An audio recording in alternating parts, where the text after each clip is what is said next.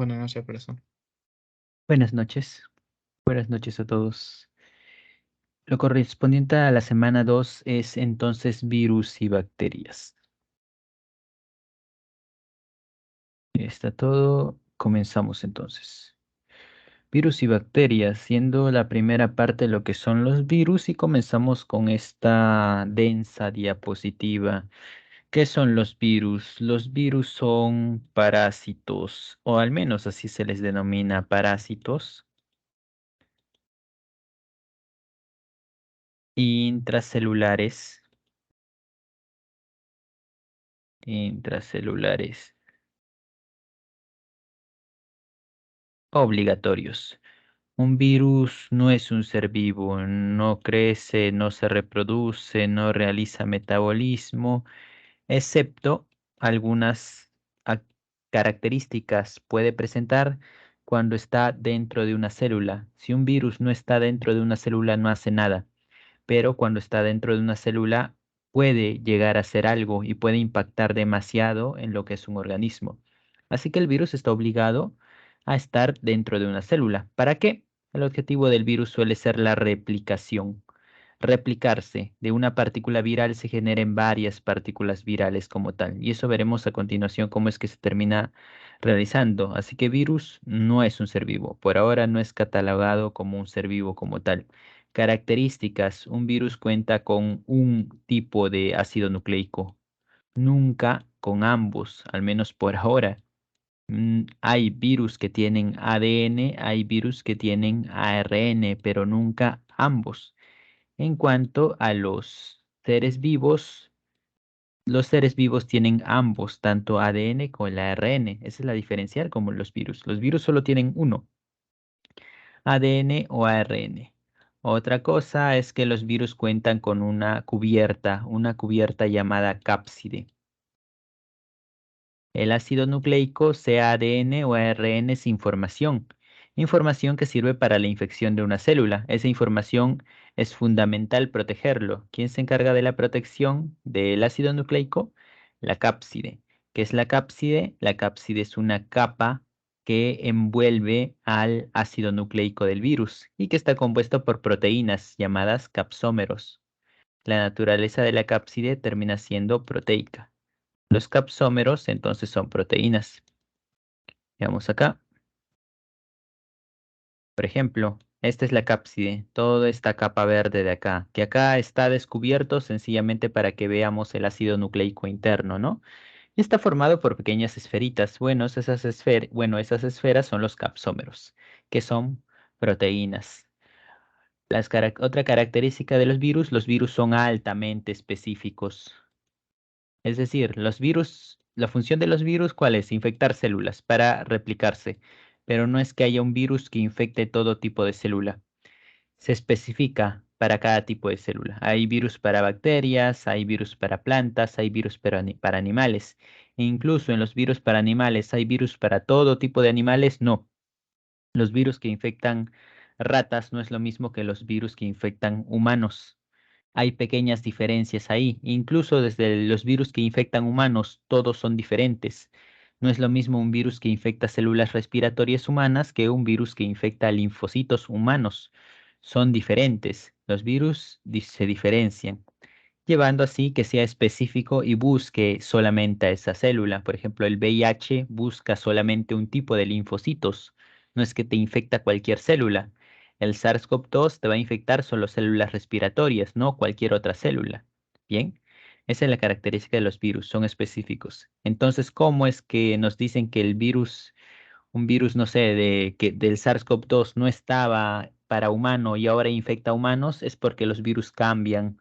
Los virus pueden llegar a cambiar gracias a que tienen algo llamado mutaciones. Las mutaciones llevan a que los virus cambien y que de un momento que no infectaban seres humanos puedan pasar a infectar seres humanos, como pasó con el SARS-CoV-2. Bien, ahora a los virus podemos clasificarlo de la siguiente manera, basándonos en la presencia o no bueno, la cápside siempre le van a tener, sino en la presencia de algo adicional llamado envoltura. Los virus que solo tienen cápside y ácido nucleico, como vemos acá, sea ADN o ARN, se llaman virus desnudos. Solo tienen cápside, no tienen nada más.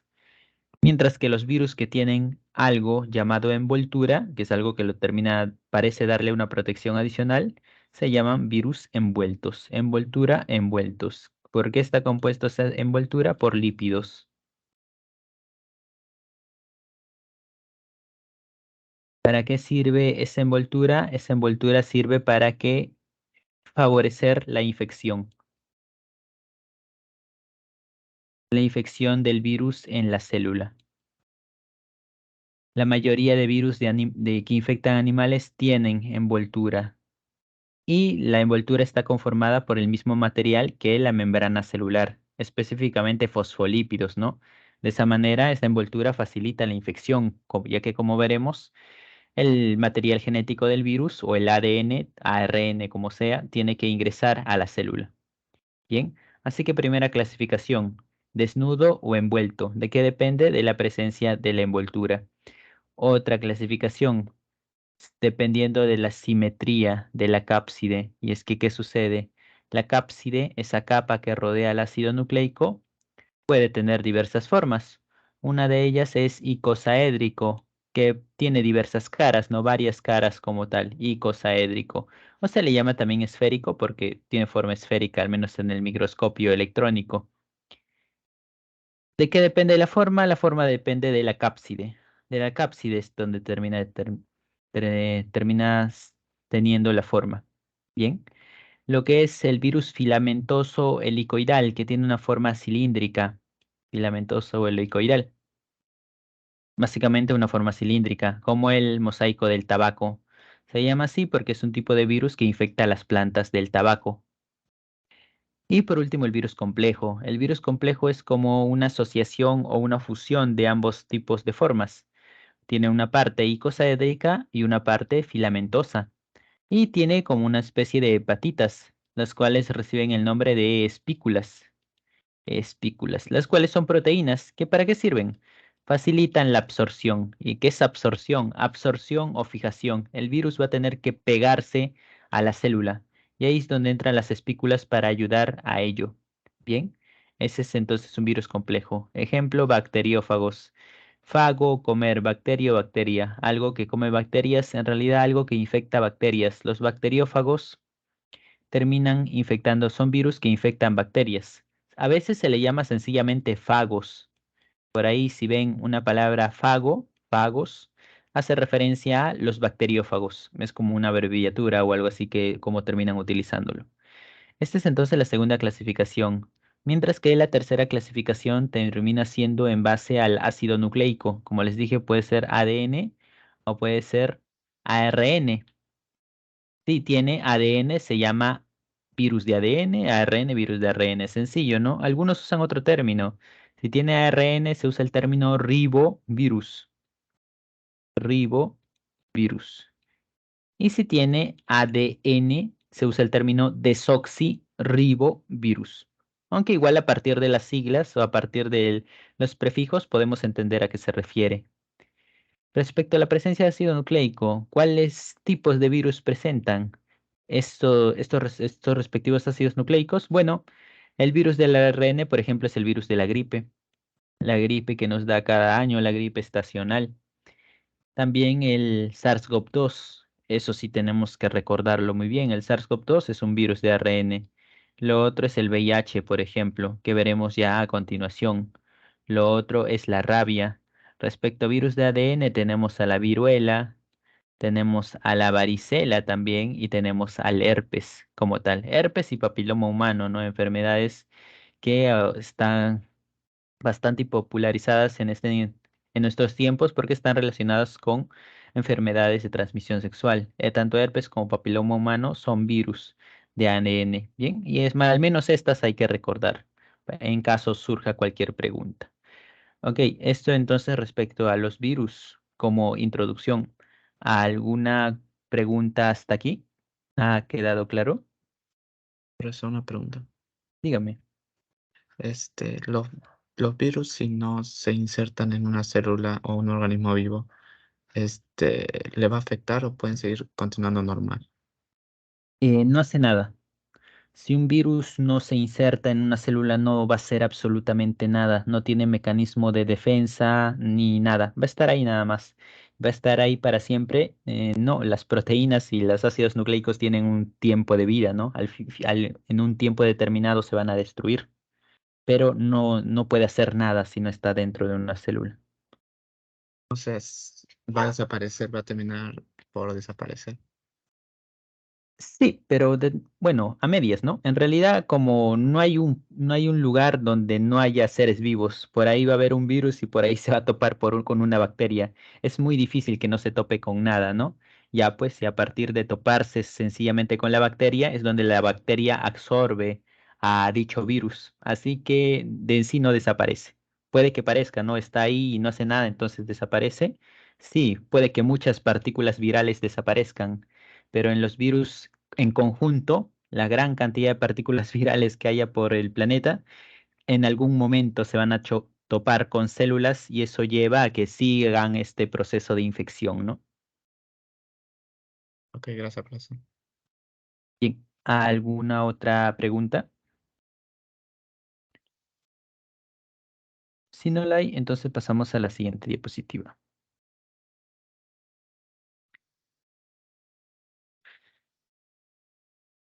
¿Qué es lo que sucede entonces? Replicación viral. Un virus tiene como objetivo replicarse. No es que piense en replicarse, ¿no? Sino el objetivo así evolutivo, por más que no sea un ser vivo.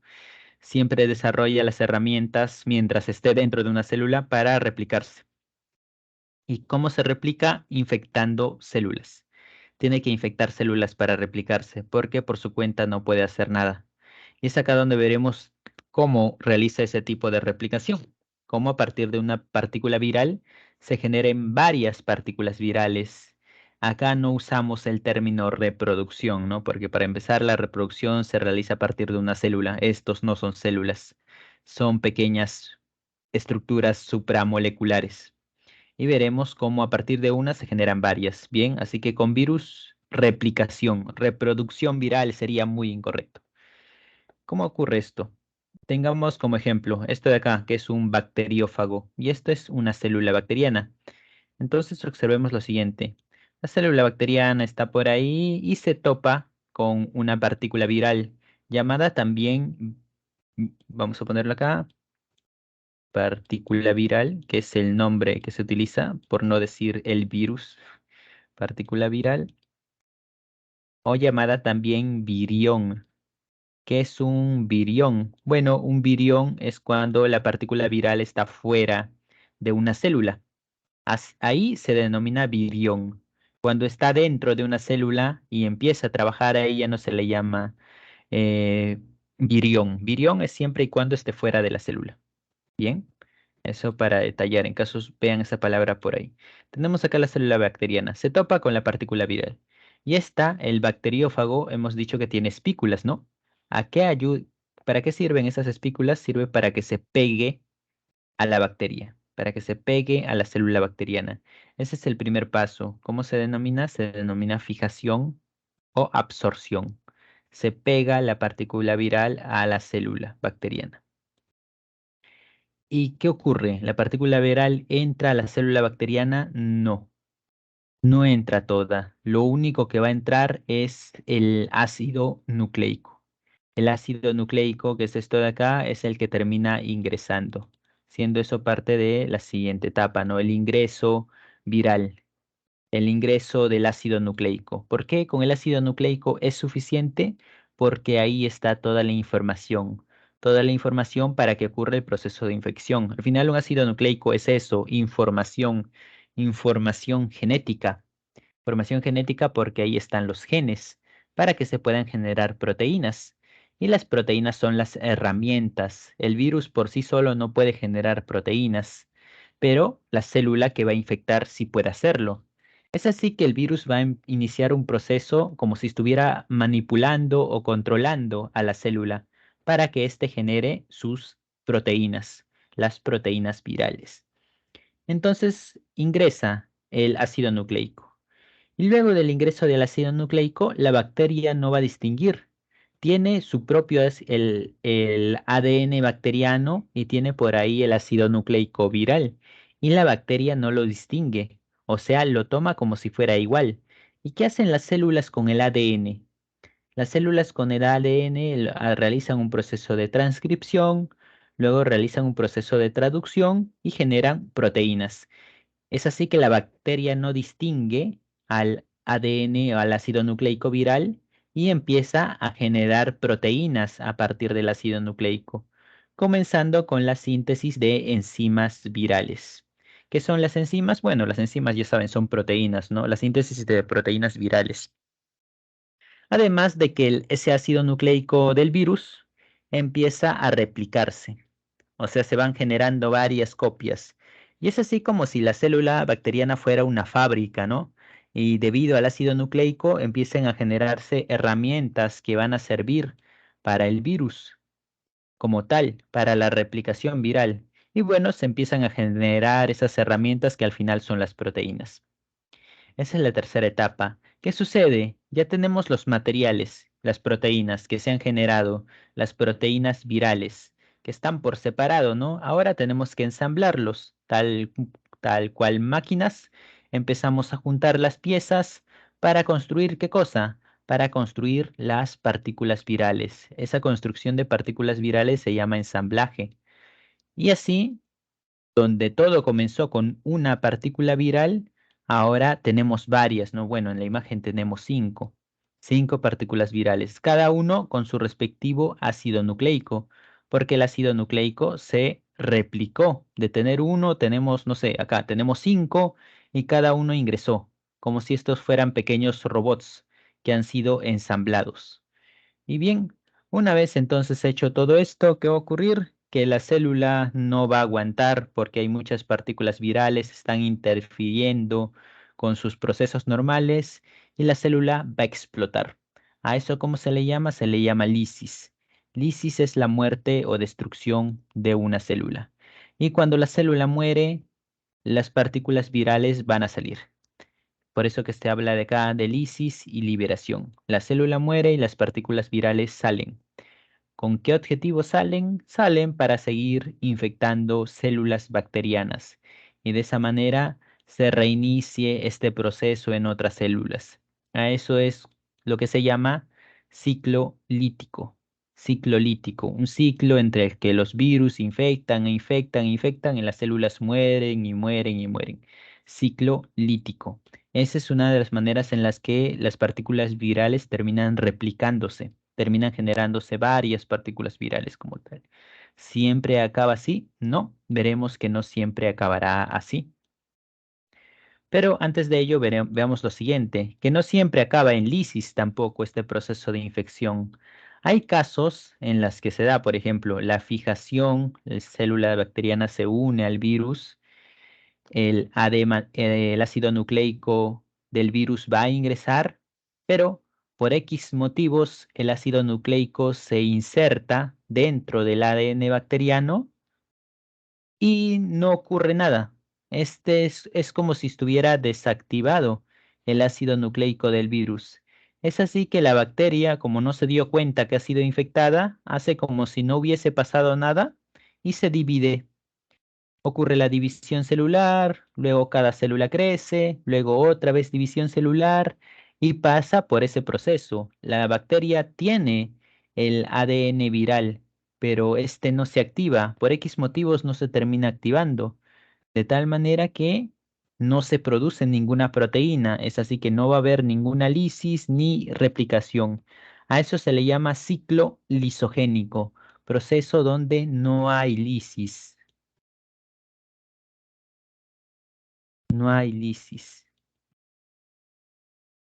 Y vemos acá que el ácido nucleico del virus permanece, pero permanece en un estado de latencia, en el cual no ocurre nada. La bacteria desarrolla su vida de manera normal, sin ningún problema. A veces eso ocurre y eso llamamos ciclo lisogénico. Bien, esa es entonces la diferencia. Ciclo lítico, va a haber lisis, ciclo lisogénico, no hay lisis y tampoco va a haber replicación viral, ¿no? Por el momento no va a haber replicación viral. ¿Y por qué digo por el momento? porque las bacterias siguen teniendo el ácido nucleico del virus y no sabemos en qué momento esto puede llegar a activarse para que se generen las proteínas virales. Bien, es incierto ello. Ahora, no es la única manera en la que hay replicación viral, el ciclo lítico. Hay otra, en la cual se le llama liberación por gemación. ¿Y qué es lo que ocurre? Acá hay una desventaja, que sí, se han generado las partículas virales, pero la bacteria muere y la célula bacteriana es como si fuera una fábrica, de tal manera que el virus se ha deshecho de esa fábrica de partículas virales en las que se había convertido. Veamos acá que va a ocurrir algo distinto en la liberación por gemación. Esta es una célula. Una célula que ha sido infectada por una partícula viral, ha ocurrido lo mismo, ha ocurrido un proceso de fijación, ha ocurrido un proceso de infección y se han sintetizado también las proteínas virales, ¿no? Como las proteínas de la cápside, por ejemplo. Entonces se ensamblan y tenemos esto, algo llamado nucleocápside, que en algunos casos ocurre. ¿Y qué es la nucleocápside? La nucleocápside es cuando tenemos un ácido nucleico y pegadito a ellos tenemos la proteína de la cápside. O sea, cuando consideramos a la cápside y al material genético del virus, hablamos de nucleocápside. Entonces esto está preparado para salir, pero a diferencia de acá, no lo hará destruyendo la célula. ¿Qué es lo que ocurre? Una vez se ha generado la partícula viral, este va a salir dirigiéndose hacia la membrana celular. Y en la membrana celular lo van a estar esperando. ¿Quiénes lo van a esperar? Lo van a esperar una serie de proteínas correspondientes al virus. Y es que el virus ingresa a la célula a través de la membrana celular. Ya lo sabemos, todas las bacterias tienen membrana celular. Es así que el virus ingresa, pero en este caso, al momento de ingresar, deja unas proteínas en la membrana. ¿Para qué? Para que esperen. Para que esperen ¿a quién? A la partícula viral, que al momento de salir, ¿qué va a ocurrir? Gracias a esas proteínas, la partícula viral puede salir evaginándose a través de la membrana, o sea, una porción de la membrana celular va a rodear a la partícula viral. Esa porción de la membrana, ¿qué es? Esa porción de la membrana es la envoltura. La envoltura. Hemos dicho, la envoltura y la membrana celular están formados por el mismo material y eso ayuda precisamente a que cuando el virus infecte una célula, este puede ingresar sin problemas y pueda salir sin problemas. A eso nosotros le llamamos liberación por gemación. Sale y la célula no es destruida. ¿Esto es ventajoso para los virus? Sí, porque la célula se ha convertido en una fábrica y al virus le conviene que la célula no muera para que siga produciendo partículas virales como tal. Es por ello que esta liberación por gemación se suele dar en la mayoría de virus que infectan a los animales. La mayoría de virus que infectan animales tienen envolturas y ingresan gracias a la envoltura y salen gracias a la envoltura. A eso se le llama liberación por gemación. Bien, esto respecto a la replicación viral. ¿Hasta acá hay alguna duda o consulta? Profesor, el material genético que está dentro de estos nuevos virus en el ciclo lítico es el mismo que se introdujo en el proceso de fijación o absorción. ¿Cómo? Perdón, no escuché. Repite la pregunta, por favor. Sí, el material genético que tienen estos nuevos virus que se generaron en el ciclo lítico es el mismo material genético que se introdujo en el proceso de fijación o absorción. Ah, ya, sí. Sí, es el mismo. Lo que pasa con este es que acá dice que se replica. ¿Qué significa que se replique? No sé, supongamos que este es el material genético. Entonces se replica y de uno tenemos varios. Tenemos varios acá, no sé, según la imagen, cinco, ¿no? Esos cinco son idénticos. Se replica de tal manera que son idénticos y se ensamblan, ¿no? Se ensamblan con las proteínas virales, de tal manera que se genere el mismo virus o la misma partícula viral, la cual, igual, estas cinco van a ser idénticas a la que ingresó acá. Ok, gracias por eso. Ok, ¿alguna otra pregunta?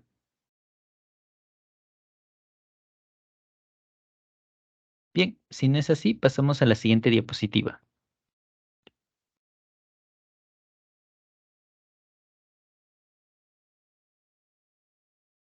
Esto llamada también liberación por lisis, ¿no? Acá clasificándose según el tipo de liberación. Habiendo explicado esto, ahora hablaremos de un virus en específico, el VIH, el virus de inmunodeficiencia humana. El VIH, como ven a través de la forma, es un virus bastante complejo. Bueno, al menos detallándose como tal, ¿no? Y de por sí los virus que infectan a las células humanas tienen que ser bastante complejos. ¿Por qué? Porque los animales desarrollaron algo para combatir infecciones de bacterias o virus llamado sistema inmune. Y el sistema inmune lo que hace es reconocer que algo ajeno a nosotros ha ingresado a nuestro cuerpo y lo detectan y van con todo a destruirlo, sea una partícula viral o sea una bacteria. Pero veremos que los virus cambian de tal manera que incluso pueden evadir a ese sistema inmune. Y ese es el caso del VIH, ¿no? Por ende, hasta la fecha, a pesar de que surgió hace varias décadas, no se ha encontrado una vacuna para el VIH. Veamos entonces por qué ocurre ello. Primero señalando las partes del VIH, ¿no? El VIH es un virus de ARN, ARN como tal, y esto tenemos que recordarlo. Al ARN como tal pueden estar unidos proteínas de cápside y cuando la cápside está unido al material genético, en este caso ARN, a eso lo conocemos como nucleocápside, ¿no? Está unido, proteínas, ácido nucleico. Aparte de eso, tiene su cápside, ¿no? La cápside que le encarga de protegerlo, que es esta capa azul como tal. Luego tenemos, ¿qué más? Proteína matriz, o sea, otra capa proteica que se encarga de la protección. Y luego tenemos la envoltura, que hemos dicho que sirve para la infección, específicamente a qué parte, a la fijación o adhesión. Esto sirve para que se pegue a la célula. Esa es la utilidad de la envoltura. Y aparte de la envoltura, este tipo de partícula viral que va a tener glicoproteínas. ¿Y qué es una glicoproteína? Glicoproteína es una proteína, como dice acá su nombre, pero que tiene glúcidos. Es una proteína unido a glúcidos. Bien, así que acá vamos a encontrar ácido nucleico, proteína, lípido y glúcido también. Encontramos todo en esta partícula viral. ¿Qué más va a presentar? ¿Qué de importante adicionalmente va a presentar el virus de inmunodeficiencia humana? Esto de acá, la transcriptasa reversa. ¿Y eso para qué sirve? Bueno, el VIH es un virus de ARN. Cuando quiera unirse al ADN de una célula, que va a ser la célula humana, va a tener que convertirse a ADN. ¿Y cómo ocurre eso? Eso ocurre gracias a una enzima. Y esa enzima se llama transcriptasa reversa. La función de la transcriptasa reversa es convertir al ARN a ADN. Claro está, este proceso ocurre dentro de una célula. ¿Y a qué células infecta el VIH? El VIH infecta a los linfocitos T4. Linfocitos T4. Los linfocitos son un tipo de glóbulo blanco, un tipo de leucocito, cuya función principal es el sistema inmune, es ser parte del sistema inmune.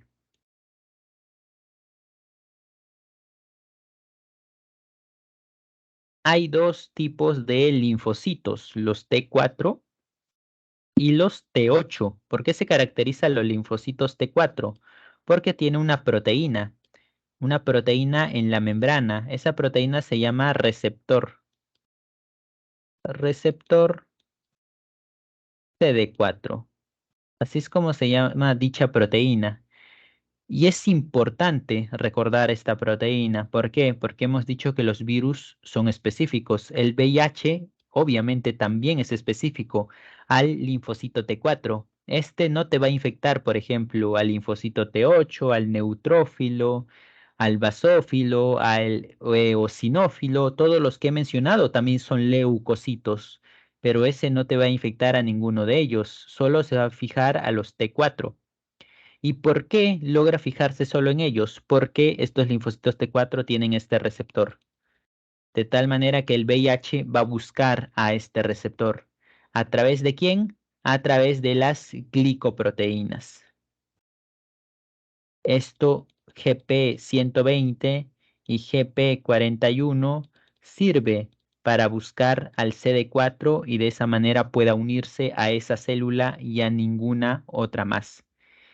¿Qué ocurre cuando el VIH infecta nuestras células? ¿Va a ingresar y las células se van a destruir por lisis? No. Acá el VIH, como ven, tiene envoltura y los virus con envoltura no realizan liberación por lisis, sino realizan liberación por gemación, lo cual les he dicho que es ventajoso. Entonces, ¿por qué al infectarnos con VIH nuestros linfocitos mueren? Lo que sucede es que el sistema inmune trabaja y mata a todos lo que nos va a hacer daño. El VIH va a infectar varias células, varios linfocitos T4, pero el sistema inmune va a detectarlo. Es así, ¿qué va a hacer con los linfocitos T4 infectados? Va y los destruye. Va a matar a los linfocitos T4 infectados, a todos. Mientras que la partícula viral sigue infectando otros linfocitos y así el propio sistema inmune se va a ir destruyendo porque los linfocitos T4 son parte del sistema inmune. Es por eso que una persona con VIH, en cierto tiempo, si no hay ningún tipo de tratamiento, es donde contrae la enfermedad llamada SIDA, síndrome de inmunodeficiencia adquirida, la cual se centra, como dice su nombre, en un sistema inmune bastante decaído. Y con un sistema inmune decaído, cualquier enfermedad te puede matar. Cualquier enfermedad infecciosa, ¿no? En la mayoría de los casos, la enfermedad infecciosa que infecta a los pacientes con SIDA es la tuberculosis. De tal manera, no tienes sistema inmune y la tuberculosis prácticamente te lleva a la muerte. Eso es por lo que se caracteriza el VIH, por destruir el sistema inmune, debido a que infecta los linfocitos T4. Ahora, ¿por qué nuestro propio organismo no es capaz de destruirlos y toma bastante tiempo? ¿Por qué no se desarrollan vacunas contra contra el VIH? Es debido a esto de acá. Es debido a las capas de glúcidos. Las capas de glúcidos, ¿qué hacen? Lo protegen. Y es que al final las vacunas, al final nuestro cuerpo va a buscar siempre a virus o bacteria a través de anticuerpos. Anticuerpos. Y los anticuerpos son perfectos para atrapar proteínas. Es decir, si el VIH no tuviera lo que son los glúcidos y tuviese una envoltura simple y tuviese proteína, nuestros propios anticuerpos se encargarían de destruirlos. Pero los anticuerpos son muy malos contra glúcidos. Es así que estos glúcidos terminan protegiendo al VIH. Es por eso que no se puede desarrollar vacuna, porque una vacuna está basada en anticuerpos, ¿no? No se ha podido desarrollar vacunas como tal. Los anticuerpos no te atacan glúcidos.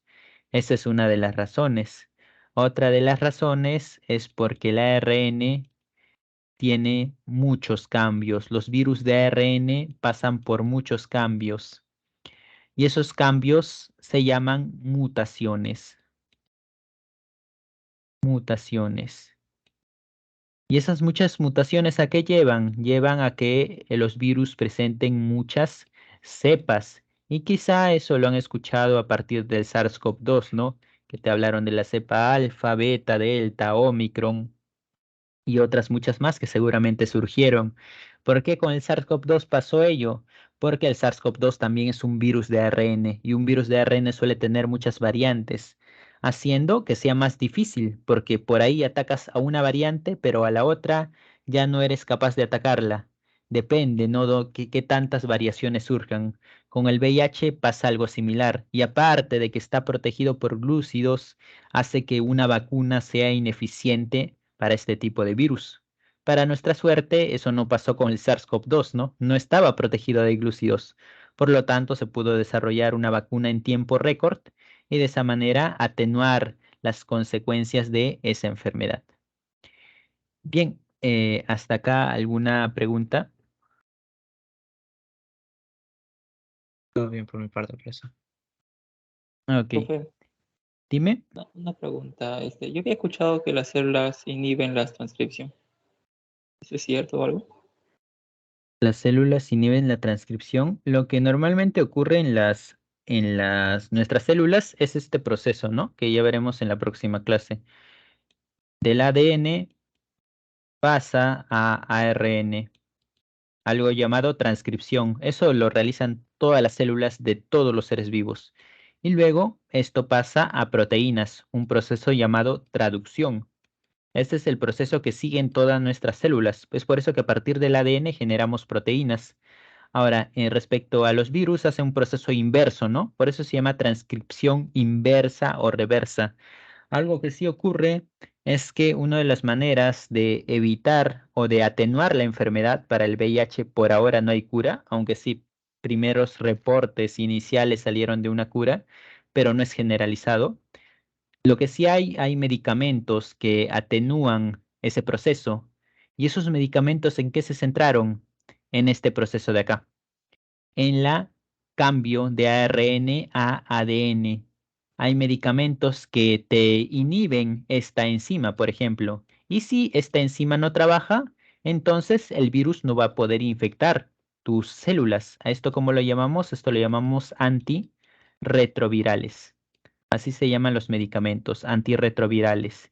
Inhiben este proceso de transcripción inversa de tal manera que el VIH deja de infectar tus células. Claro, no te va a quitar el VIH sigue presente en tu organismo, pero al menos atenúa las consecuencias de la enfermedad.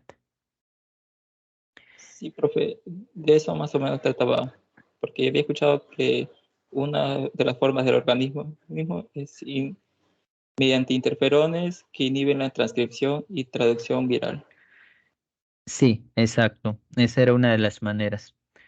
A partir de uso de estos medicamentos como tal, ¿no? Y claro, como esta transcriptasa inversa no es algo propio de, de nuestro organismo, entonces nuestro organismo lo va a atacar. Nuestro organismo lo que hace es atacar todo lo que no es común en nosotros. Es por eso que busca a los virus para eliminarlos, porque no es algo propio de nosotros. Lo mismo pasa con muchas bacterias. Y lo mismo pasaría con estas enzimas, ¿no? Buscar eliminarlos. Y bueno, entonces los médicos, los científicos tomaron ese concepto para buscar eliminar esta proteína, esta transcriptasa reversa, para así detener las consecuencias de la enfermedad. Gracias, Ok, profe. bien, pasamos entonces a la siguiente diapositiva.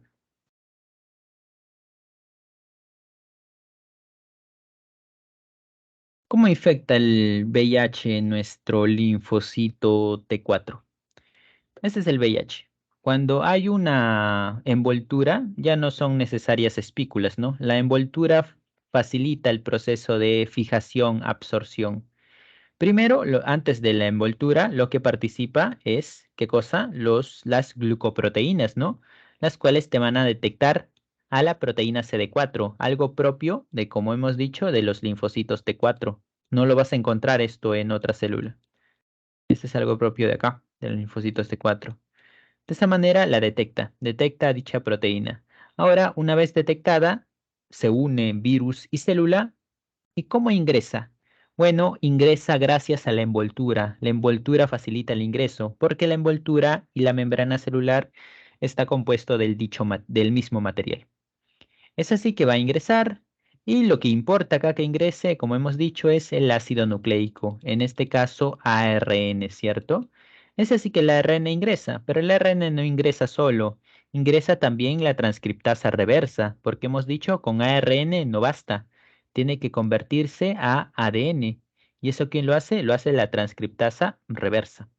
Es así que se convierte a lo que exponemos acá, ADN viral, gracias a un proceso llamado transcripción inversa o reversa. Ocurre ese proceso entonces y una vez hecho esto, el ADN viral ingresa al núcleo. Esta es una célula eucariota, por lo tanto hay núcleo. Y una vez termina ingresando, es ahí donde se junta, se une, se integra al ADN del linfocito, se une al ADN del linfocito. Y algo similar como lo que pasaba con la bacteria es que la célula no se va a dar cuenta. No se va a dar cuenta que este es un ADN extraño. No tiene cómo, porque al final esto está formado por nucleótidos, como el ADN de cualquier célula eucariota. Tiene nucleótidos. Por lo tanto, este ADN que tiene genes va a ser transcripto, va a ser traducido y se van a generar proteínas. A partir de este ADN, ¿qué proteínas se van a generar? Proteínas virales. Proteínas virales que son como materiales de computadora, ¿cierto? Los cuales después van a ser ensamblados. Ensamblados para construir ¿qué cosa? Para tener luego del ensamblaje y luego de la replicación también, porque esto va a tener que replicarse. Es ahí donde tenemos ¿qué cosa? Tenemos a la partícula viral. Al menos lo que es cápside y lo que es también el ácido nucleico, que en este caso es ARN, tiene que ser ARN, ¿cierto? Luego de eso, ¿qué faltaría? Falta la envoltura, pero no la tiene acá. En el momento de salir, al salir se topa con con las proteínas que son estas de acá, las cuales van a estar esperando. ¿Recuerdan cuando se unieron? Bueno, al unirse ingresa todo, pero estas proteínas se quedan. ¿Se quedan qué cosa? Se quedan en la membrana, esperando a cuando la partícula viral salga. Cuando la partícula viral sale, se topa con las mismas proteínas y estas facilitan este proceso, la llamada liberación por gemación. De esa manera el VIH sale sin destruir el linfocito T4 y el linfocito T4 sigue generando partículas virales, mientras que esta partícula viral que salió va a infectar a otra célula. Y así el proceso se repite. El sistema inmune va a tomar un tiempo en darse cuenta y cuando se dé cuenta ya va a ser demasiado tarde, ¿no? Por ahí se topará con el linfocito T4 infectado y si ocurre ello, lo va a destruir. Y se topa con otro y lo va a destruir. Y de igual manera va a seguir el proceso de infección del virus mientras sigue destruyendo linfocitos T4, ¿no? O sea, el propio sistema inmune se va a terminar destruyendo. Esas son las consecuencias del VIH y al pasar cierto tiempo, suelen ser años de este proceso de infección, es donde lleva a la enfermedad llamada SIDA, cuyas consecuencias, si les he mencionado, es el decaimiento total del sistema inmune. Es así que lo mejor respecto a esta enfermedad, o lo mejor que se puede hacer respecto a esta enfermedad es diagnosticarla temprano, porque una persona con VIH no necesariamente tiene SIDA. Uno puede estar infectado con VIH y no va a tener SIDA. ¿Por qué? Porque aún no ha llegado a ese decaimiento del sistema inmune. Es así que puede usar medicamentos, claro está, esto tiene un costo como tal para atenuar, para amortiguar las consecuencias de la enfermedad y no llegar hacia lo que es el SIDA, ¿no? Porque ahí sí es donde va a ser mucho más difícil de tratarlo. Esto es incurable, pero es tratable como tal. Y frente a una enfermedad, lo mejor que se puede hacer también es diagnosticarla temprano y si aún no se la tiene, es saber cómo se contagia para evitar ese contagio a toda costa. Y eso es de lo que hablaremos a continuación, de cómo se contagia esta enfermedad. ¿Hasta acá alguna duda o consulta? Profesor, o sea, el problema con el VIH es el SIDA en realidad, porque, no sé, pregunto, el VIH podría estar en tu cuerpo y nunca manifestarse de forma que afecte tu sistema inmunológico y ya, derivado de eso, tengas el SIDA y ya por eso te pueda llegar ya a morir. Bueno, si el SIDA es una consecuencia del VIH, ¿no? Si estás infectado con VIH y no haces nada, te va a llegar a dar SIDA, porque tu sistema inmune está programado para destruir toda célula infectada, sin importar cuál sea. Si una célula está infectada, el sistema inmune lo va a destruir. Ahora, ¿qué sucede si diagnosticas que tienes VIH a tiempo, no sé, al pasar unos meses por ahí desde que te infectaste con la enfermedad? Sí, la medicación es distinta. Puedes tomar medicamentos y por ahí incluso hasta el Estado te puede apoyar para de esa manera trates la enfermedad. Claro, esta medicación es a lo largo de toda tu vida, ¿no? Para que de esa manera no se desarrolle a fondo la enfermedad. ya que las consecuencias son bastante nefastas, ¿no? Con un sistema inmune decaído, cualquier enfermedad te termina matando, y eso es lo que pasa en el SIDA. Ok, pero sí. Bien, si no hay alguna otra pregunta, pasamos a la siguiente diapositiva.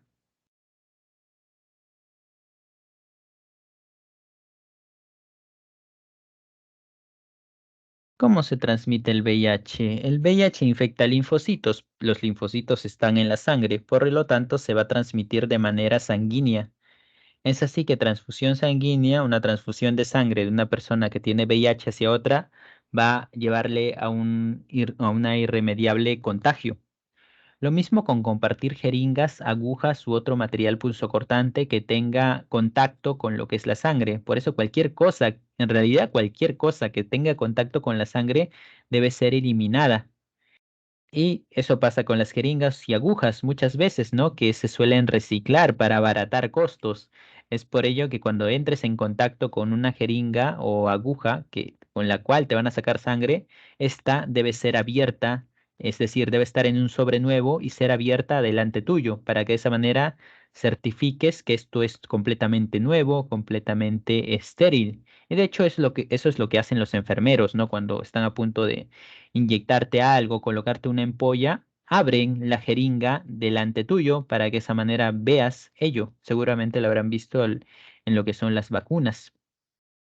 Por ejemplo, una vez sucedió, pero eso ya fue hace tiempo, hace 15 años aproximadamente, en lo que una persona, una señora, se infectó de VIH. ¿Por qué? Porque hubo un error médico terrible en la cual transfirieron sangre de una persona infectada. Claro está, esto quizá era irremediable porque no puede curarse, pero como se detecta a tiempo, ya el Estado se hizo cargo de todo el tratamiento, ¿no? No es algo que ocurra continuamente, en otras palabras, pero es una manera de contagio. Lo otro, transmisión madre a hijo. Si la madre tiene VIH, lo más probable es que el hijo también la tenga porque hay contacto sangre con sangre. Es por el contacto sangre con sangre, no es que el hijo vaya a heredar la enfermedad, es por el contacto sangre con sangre y con las secreciones también. Ahora, hay maneras de disminuir esta probabilidad al mínimo mediante la medicación de la madre, el consumo de retrovirales, por ejemplo, y de esa manera disminuir la carga viral. Lo otro es el parto por cesárea porque en un parto normal tendría contacto con las secreciones vaginales de la madre y ahí es donde se contagiaría. Lo otro es que el niño no debería tomar la leche materna de la madre porque el VIH no solamente está en la sangre, está en todo tipo de secreción que provenga del cuerpo, como en este caso la leche materna, por ejemplo. Y ahí es donde se disminuye. Hay contagio, se disminuye al mínimo que el hijo tenga contagio. Pero si es un embarazo normal donde no se tomen ninguna de esas medidas, sí, ahí sí se transmitiría lo que es el VIH, ¿no? Y por último, la más importante y en las que hay mayor frecuencia de contagio es en las relaciones sexuales sin protección. Nadie te dice que no tengas relaciones sexuales, sino esto tiene que ser con protección, no solo con el VIH, sino con cualquier otro tipo de enfermedad de transmisión sexual. Se transmiten mucho y en los últimos tiempos se observa, ¿no? En los países donde hay mayor, no liberalidad, ¿no? Sino libertinajes sexuales donde ha aumentado los índices de contagio por VIH.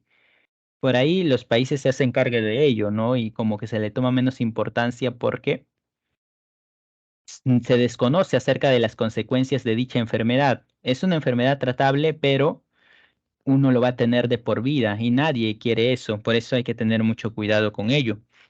Las maneras en las que no se puede transmitir, porque hay mucho prejuicio con las personas que tienen dicha enfermedad, ¿no? Y se piensa que de cualquier manera se transmite, y no es así.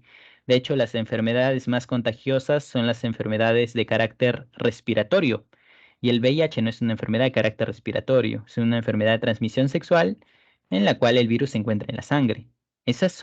Solo se transmiten de esta manera mayormente.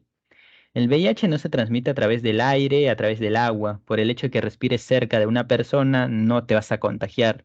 Lo mismo a través del agua, que te bañes en una piscina o en un mar, por ahí piensas que porque una persona tiene VIH no puede estar en la misma piscina que otras personas. No, no hay ninguna manera de que ocurra el contagio a través de ello. Tampoco mediante la saliva, mediante el sudor o las lágrimas. He dicho que se encuentran secreciones, pero no en este tipo de secreciones, ni en la saliva, ni en el sudor, ni en las lágrimas. Aunque acá te colocan besos con la boca cerrada, pero en realidad besos no tampoco generan el contagio del VIH, ¿no?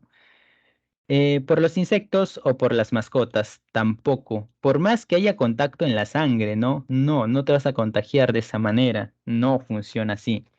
Es prácticamente imposible que te contagies de esa manera, por más que un zancudo, no sé, pique a una persona con VIH y ahora te pique a ti, y no es así, no ha habido ningún tipo de reporte de que el contagio sea de esa manera. Tampoco por compartir inodoro, alimentos, bebidas. Hay otras enfermedades que se contagian por esto, como la tuberculosis, pero con el VIH no ocurre ello. Bien, como les digo, la mayor frecuencia, la mayor cantidad de contagios se da por esto, por relaciones sexuales sin protección. Así que tienen que tener cuidado con ello. Y algo que podría disminuir las tasas de índice de VIH es esto, ¿no? La prueba de detección. Obviamente, si sabes que tienes la enfermedad, ahí es donde empiezas a cuidar más tu salud sexual y de esa manera contagias a menos personas. Y es así que esto es algo prácticamente obligatorio, sobre todo para todas las personas, ¿no? Sobre todo para los que no tienen pareja estable y para los que la tienen también, para de esa manera saber una idea. Como les digo, la enfermedad, como toda enfermedad, mientras antes sepas que la tienes, va a ser mejor llevable, va a ser mejor tratable. La prueba por excelencia es la prueba de ELISA, que seguramente la habrán escuchado, porque tiene mucho que ver con cada vez que se habla de un tema de VIH, se habla de prueba de ELISA. Pero ELISA es es una prueba rápida, te toma minutos, la realizan y te certifican, ¿no? Positivo o negativo. Positivo para la enfermedad, negativo para la enfermedad. Positivo, o sea, la tienes, ¿no? Negativo, en cambio, no. Pero si te sale positivo el ELISA, no significa que ya tengas la enfermedad y ya, sino que tienes que confirmarla con una segunda prueba. Y esa prueba se llama Western blot. ¿Cuál es la diferencia? Esto toma un poco más de tiempo, pero es más exacta, es más precisa. Es una prueba ya confirmatoria. Si acá te sale positivo, ya es porque tienes el virus en la sangre y por lo tanto te diagnostican con la enfermedad como tal. Bien, eso es referente a lo que es el VIH y referente a lo que son los virus en general. ¿Hasta aquí alguna pregunta?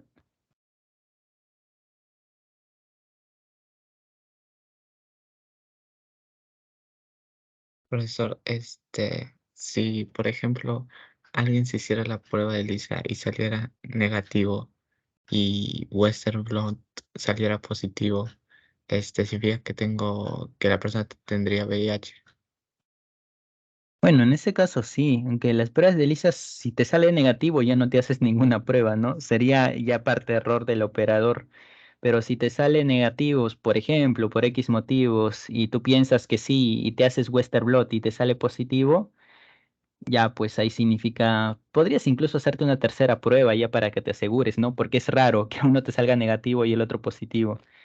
Pero en ese caso sí, esto por ser más específica, perdón, te certifica más de que tienes la enfermedad, de que tienes o no tienes la enfermedad, ¿no? Es más específica, más exacta. Ok, profesor, gracias. Bien, si no hay alguna otra pregunta, entonces pasamos a la siguiente diapositiva.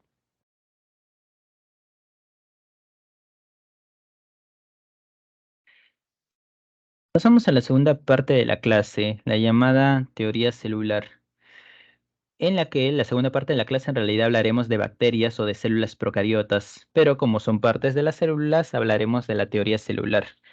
Hasta hace mucho tiempo, hace muchos siglos, se pensaba que solo existían animales pluricelulares, animales vegetales. No se evaluaban de qué estaban compuestos hasta que se inventó el microscopio. Y con la invención del microscopio, observando pequeños trozos de madera, por ejemplo, se observaron unas celdillas. A esas celdillas se le llamaron células. Y se determinó, por ejemplo, gracias a los experimentos de Matthias Schleiden, botánico, con Theodor Schwann, biólogo, que los seres vivos están conformados por células. Todos los seres vivos están conformados por células. Claro, para ellos seres vivos eran plantas y animales. Por eso su postulado te dice que plantas y animales están formados por células. Eso fue hace 3 siglos aproximadamente. Y hasta la fecha esto es así.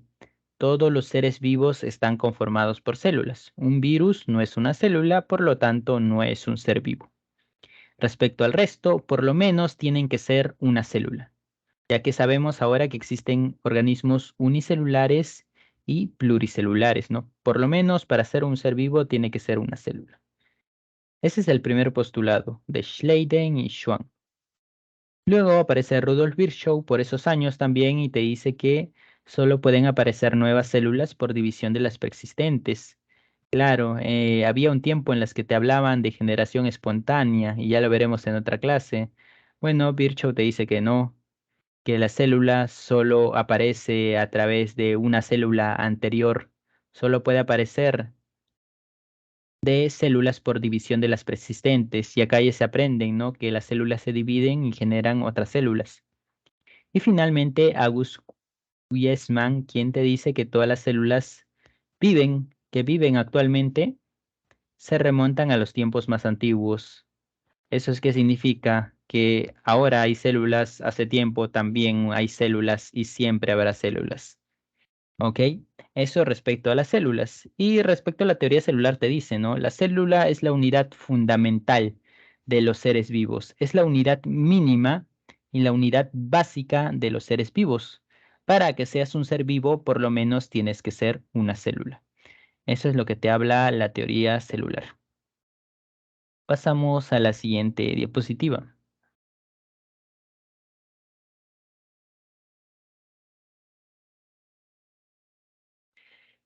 Nosotros comenzaremos hablando de células procariotas. Las células más sencillas, quizás si la comparamos con las células eucariotas. Sencillas relativamente hablando, ¿no? Cariotas. ¿Qué significa cario? Cario viene de carion. Y pro significa primero, primigenio, inicial. Carion significa núcleo.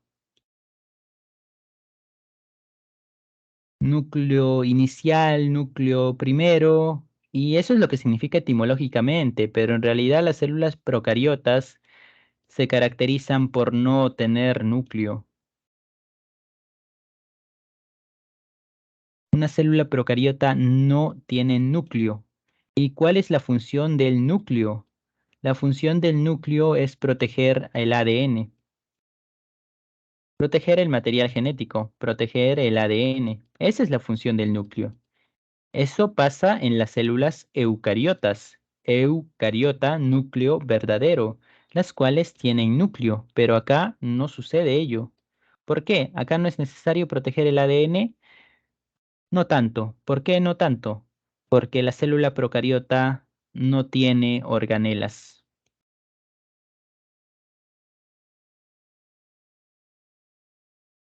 No tiene organelas.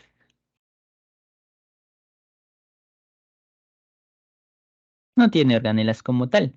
Y sí, no tiene organelas excepto ribosoma, claro está. Excepto ribosomas. Ribosomas. Y los ribosomas son importantes porque se encargan de la síntesis de proteínas. Síntesis de proteínas. Entonces, ¿qué sucede? Una célula procariota no tiene organelas, solo tiene ribosomas. Eso hace que esté un poco más vacío. Hay moléculas, hay proteínas, lípidos, ácidos grasos, pero está vacío, no hay organelas. Por lo tanto, no es necesario un núcleo que proteja al ADN. Está un poco vacío una célula procariota. ¿Qué sucede en una célula eucariota? Tiene demasiadas organelas. Aparte está el citoesqueleto, la mitocondria se mueve, por ahí está el retículo endoplasmático, el aparato de Golgi. generan vesículas, se generan proteínas, hay demasiado movimiento en una célula eucariota. Por lo tanto, es necesario un núcleo para que proteja el ADN, porque ya, como ya se les ha mencionado, el ADN es información. Información para que una célula funcione correctamente. Si el ADN se daña, chau célula, no va a poder funcionar correctamente. Bien, eso respecto a las células procariotas, características principales, entonces, no tener núcleo, no tener organelas, excepto por los ribosomas. Esas son las características principales. Los ribosomas de qué se encargan de la síntesis o generación de proteínas. Las células procariotas podemos clasificarlo en, bueno, acá las bacterias podemos clasificarla en dos tipos, ya que, como veremos después, procariotas no solamente son bacterias, habrá otro grupo. A partir de ahora nosotros hablaremos de bacterias. De bacterias. Las bacterias la podemos clasificarlo en, dependiendo de la forma, por ejemplo, llamados cocos, que es fácil de recordarlo porque tienen forma esférica, como los cocos fruta, ¿cierto? Cocos. Podemos ver también diplococos, que serían diplococos, dos esferitas unidas. Estreptococos. El término estrepto significa uno detrás de otro. Estafilococos. Estafilo significa una especie de racimo como tal. Esos son los cocos. Bacilos. Bacilos, diplobacilos, cuando son dos. Estreptobacilos, cuando está uno detrás de otro. Tienen forma de cápsula. Esos son los bacilos. Y cuando uno tiene más o menos una forma intermedia entre coco y bacilo, ahí los conocemos sencillamente como cocobacilos. Forma de espirilos. Y bueno, espirilo significa que tiene forma de espiral, como pasa con la espiroqueta. Y como pasa con los vibriones, que acá más en lugar de forma de espiral tiene forma arqueada. El hecho de que estén juntos no significa para nada que sean pluricelulares. Estos siguen siendo independientes uno de otros. Streptococos, estafilococos, seguimos hablando de unicelulares, por si acaso, no se confundan ahí. Estos son los cocos, por ejemplo, ¿no? Forma esférica, los bacilos, forma así de cápsula, y los espirilos, forma de espiral. Tenemos acá un zoom y vemos lo siguiente, ¿no? Forma esférica, forma de cápsula y forma de espiral como tal.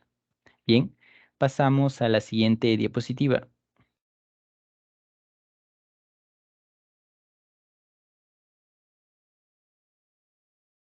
Hay otra clasificación para lo que pueden ser las bacterias y eso va a depender de un tipo de estructura, la pared celular. ¿Todas las bacterias tienen pared celular? No. Algunas tienen pared celular. ¿Y eso es útil para qué? Para protección. Así como pasa con las células vegetales, ¿no? La pared celular es para proteger células.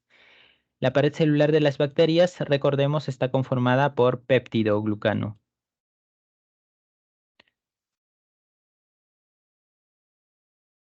Péptidoglucano, que recordemos es un tipo de polisacárido. Ahora, dependiendo de la pared celular, esconde las células bacterianas o bacterias pueden ser divididas en dos. Gran negativas o gran positivas. Y esto depende de qué. Para ello contemos la siguiente historia. Había un científico llamado Gram. Su apellido era Gram. ¿Qué pasaba con Gram? Él estudiaba las bacterias. Y para estudiar bacterias no solo tienes que visualizarlas en el microscopio, tienes que colorearlas. Las bacterias se colorean. Es por eso que las vemos de la siguiente manera en el microscopio. Por ende, por eso que vemos acá bacterias azules y acá bacterias rojas, porque están coloreadas. No es porque sea su color natural. Tenemos que colorear a las células para visualizarlas en el microscopio. Eso es lo que hacía Gram, entonces, colorear células. Entonces, si quería ver células bacterianas, diseñó un método con un tinte púrpura de tal manera que pueda visualizar a las células bacterianas. A ese método le llamó coloración Gram. Coloración Gram. Usando un tinte púrpura. ¿En qué pasaba con este tinte púrpura entonces? Él lo usó en un grupo de bacterias, ¿no? Y este tinte púrpura iba a chocar con algo. Iba a chocar con algo de tal manera que lo iba a colorear. ¿Qué era ese algo? Ese algo era la pared celular. Acá le ponen peptidoglucano, ¿no? Pero es la pared celular. Ese grupo de células se iba a teñir de púrpura. ¿Por qué? Porque la pared celular iba a absorber ese tinte. De esa manera se iba a visualizar púrpura en el microscopio. ¿Cómo llamó a esas bacterias? A esas bacterias las llamó gram positivas, porque se podía usar la coloración gram en ellas, se visualizaban de color púrpura. ¿Por qué se caracterizan? Se caracterizan por tener una pared celular, vamos a poner pared celular grande, una pared celular grande y externa.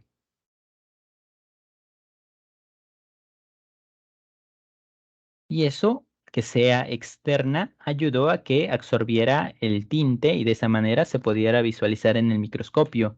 Pero tiene una segunda característica. Tiene una membrana celular. Una membrana celular. Pero no todas las células tienen membrana celular, sí. ¿Y por qué se resalta esto en este tipo de bacteria?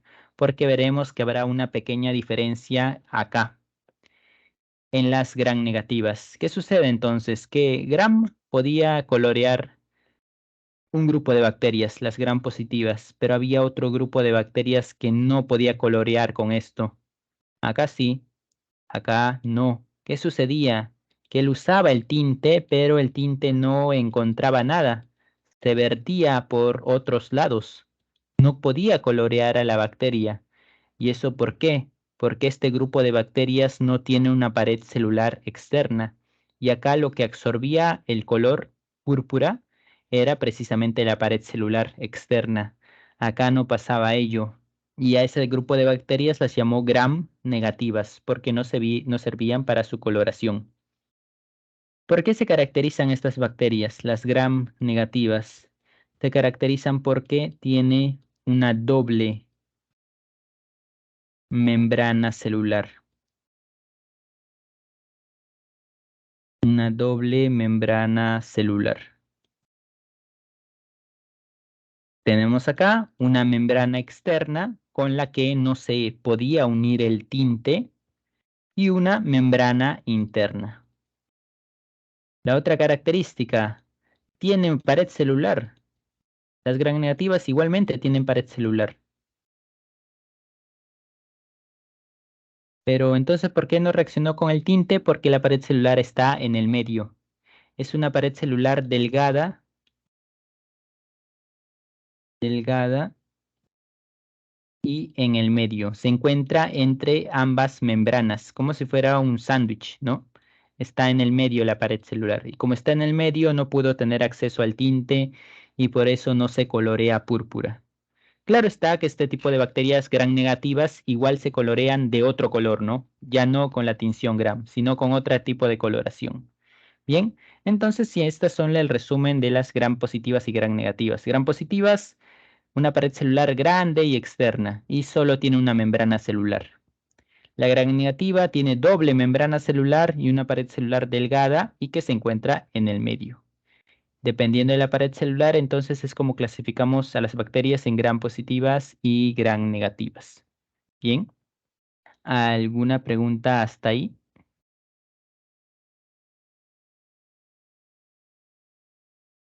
Profesor, no sé si estoy bien, pero creo que las gram negativas se pintaban de rojo.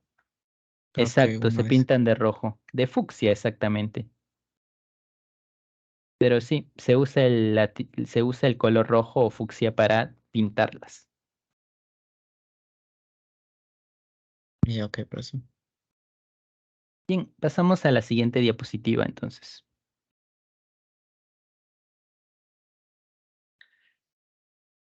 Siguientes estructuras de las bacterias. Tenemos a lo que es la membrana celular. Claro, todas las células tienen membrana celular.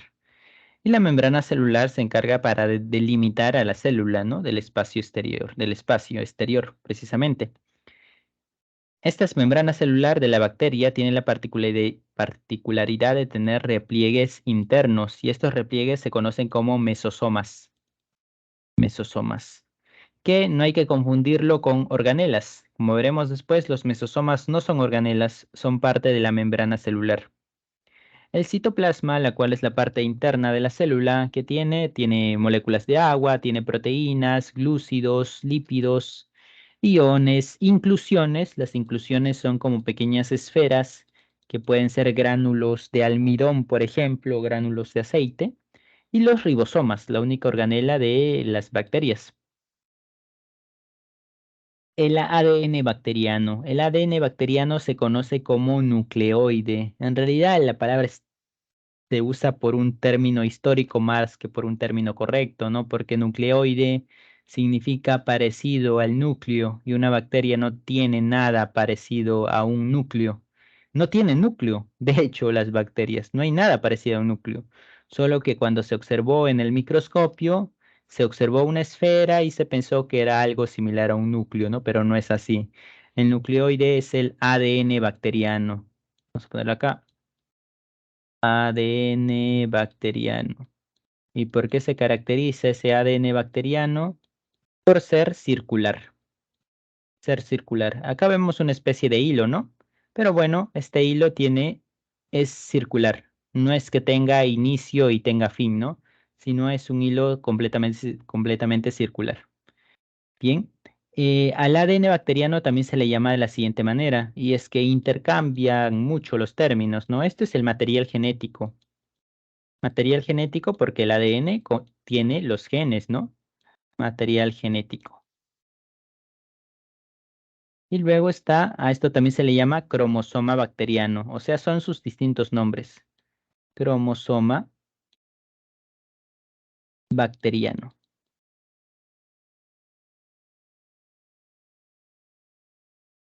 Esos son los términos que se utilizan para llamar al ADN bacteriano, ¿no? El material genético de una bacteria, el cromosoma bacteriano, ADN principal, también podrías llamarlo porque va a tener otro tipo de ADN, que ya describiremos en breve. Vamos entonces acá. Este es el ADN, tenemos el citoplasma es esto de acá, el espacio que se encuentra debajo de la membrana celular, ¿no? La membrana celular es la capa, está formada por fosfolípidos también, que rodea a la célula. Ahora, algunas células tienen pared celular, como tal, como se ha mencionado, y otras tienen algo llamado cápsula, y la cápsula está conformada de lípidos, por ejemplo, ¿no? ¿Y para qué sirve? La cápsula ayuda en el proceso de infección de algunas bacterias. Y es que hay bacterias patógenas también. ¿Qué más tenemos en célula bacteriana? Tenemos esto de acá, pelo, conocido también como fimbrias. Pelo o fimbrias suelen ser términos intercambiables, aunque el término fimbria está relacionada con la que es la adhesión bacteriana, y es que una bacteria se pega a ciertas cosas, ¿no? Que podría ser el piso, podría ser la pared, podría ser el techo, podría ser un celular, se pega. ¿A través de qué? A través de fimbrias. Mientras que el pelo o pili, también como se le llama, está relacionado a un mecanismo llamado conjugación, de la cual hablaremos en las siguientes diapositivas. Flagelo. El flagelo con qué lo relacionamos con la locomoción, con el movimiento de la bacteria. Y los mesosomas son parte de la membrana celular, son un repliegue que como veremos después sirven como gancho, ayudando en el proceso de fisión bacteriana. Aunque se llama fisión bacteriana. Vamos a poner.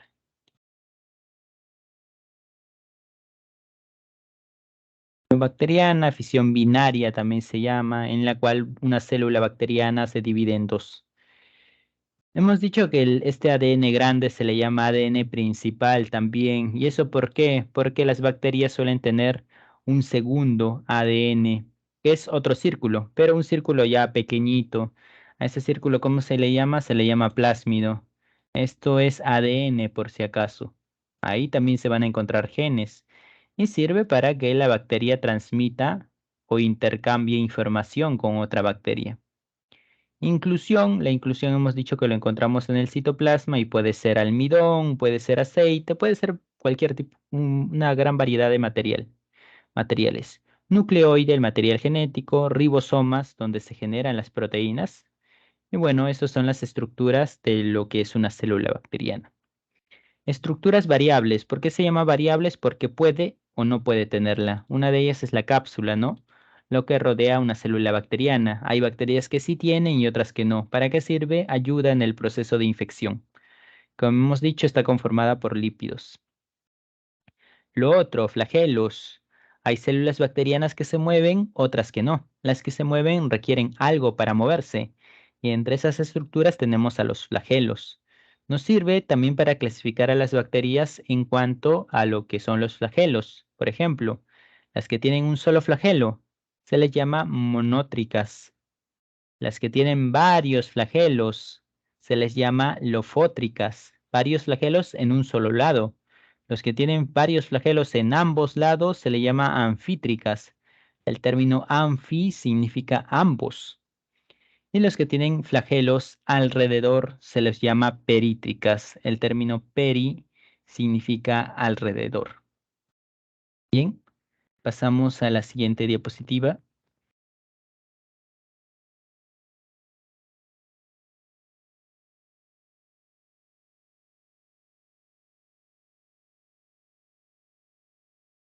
Estructuras variables. Siguiendo con las estructuras variables, tenemos al pili y a las fimbrias. Fimbrias, pili o fimbrias. En este caso se usa como sinónimos, ¿no? Pero como les dije, las fimbrias suelen estar asociados a lo que es la adhesión. Adhesión a estructuras. Adhesión es estar pegado, ¿no? Estar pegado a cierto tipo de estructuras. Y pili suele estar asociado a lo que es la conjugación. Este es un pili, por ejemplo. Y esto, el momento en lo que se ha tomado esta captura en el microscopio es cuando se está dando la conjugación. ¿Y qué es lo que sucede? Una bacteria puede comunicarse con otro y esa comunicación se da a través de un puente. Este puente es el pili precisamente. ¿En qué va a consistir esa conjugación? En transferir o intercambiar genes. ¿Cómo? Veremos eso en la siguiente diapositiva, pero básicamente esa es la función del pili en la conjugación. Para fimbrias, adhesión, pili, conjugación, aunque acá lo ponen como si fuera un solo tipo, ¿no? Plásmidos. El plásmido como tal tenemos, ¿a qué cosa? Al ADN principal, el ADN grande, este es el ADN principal, por ejemplo, ¿no? El material genético de la bacteria. Pero hay un ADN pequeño, que puede ser uno o puede ser varios, y esos son los plásmidos precisamente. Y estos plásmidos son materiales genéticos también móviles. ¿Por qué móviles? Porque esto puede ser transferido o transmitido a otra bacteria. ¿A través de qué? A través de la conjugación. El plásmido puede ser transmitido mediante la conjugación. Eso lo veremos en la siguiente, de acá a 2 diapositivas. Las esporas. Las esporas es un mecanismo de supervivencia. El mecanismo de supervivencia de la bacteria. ¿Qué es lo que ocurre con las bacterias? Pueden moverse, tienen capacidad de respuesta, pero sobreviven bastante con las bacterias. Si las bacterias se encuentran en un entorno en el que no hay alimentos, en el que no hay nada para que puedan obtener energía, estas inevitablemente se van a morir, porque como toda célula requiere energía, pero han desarrollado un mecanismo en el cual pueden llegar a salvarse, y eso son las esporas. Una bacteria puede transformarse en una espora. ¿Y qué es una espora? Una espora se caracteriza por no gastar energía. No gastar energía, no gastar ATP. Es como si la bacteria ingresara en un periodo de dormancia, en donde se queda, se duerme, ¿hasta cuándo? Hasta que regrese lo que son condiciones favorables, hasta que esas condiciones desfavorables se acaben. Ese es su mecanismo de supervivencia de la bacteria. ¿Y esto va a pasar sí o sí? No, Puede que nunca pase y la bacteria en algún momento se va a morir, pero esto puede ayudar a que la bacteria resista meses, resista años, de tal manera que espere a que su entorno cambie. Es mejor a morirse de inmediato, ¿no? Esperar un tiempo y a ver si tiene una oportunidad de salvación. Eso es lo que pueden hacer las bacterias y por eso que son los mejores seres vivos en el momento de sobrevivir, porque tienen esa capacidad de resistencia. Además que tienen múltiples mecanismos de supervivencia y entre ellos se encuentran las esporas, ¿no? Es como dormirse hasta que las cosas mejoren, ¿no? Y si no mejoran, bueno, ya fue. Pero si mejoran, tienen una alternativa. Si es que mejoran las cosas, es ahí donde las bacterias despiertan y vuelven a su estado normal y vuelven a su ciclo de vida normal. Bien, es así que las bacterias tienen una alternativa de salvación a través de las esporas. ¿Ok? ¿Hasta acá alguna consulta o pregunta? Profesor, ¿qué eran los plásmidos? Los plásmidos es ADN bacteriano, pero vamos a ponerlo así, es como ADN secundario. ADN bacteriano secundario. Secundario. A diferencia del ADN principal, es mucho más pequeño, ¿no? Vemos acá, este es el ADN principal, es como un hilo grande, gigante. En cambio, el plásmido es muy pequeño. ¿Y para qué sirve? Sirve para transmitir información. La bacteria se puede comunicar con otra a través de plásmidos. Se transfieren plásmidos, como veremos ya en esta parte de conjugación, y de esa manera le transmite información. Bien, lo veremos más a detalle en la diapositiva de conjugación. Ok, profesor. Ok, pasamos a la siguiente diapositiva entonces.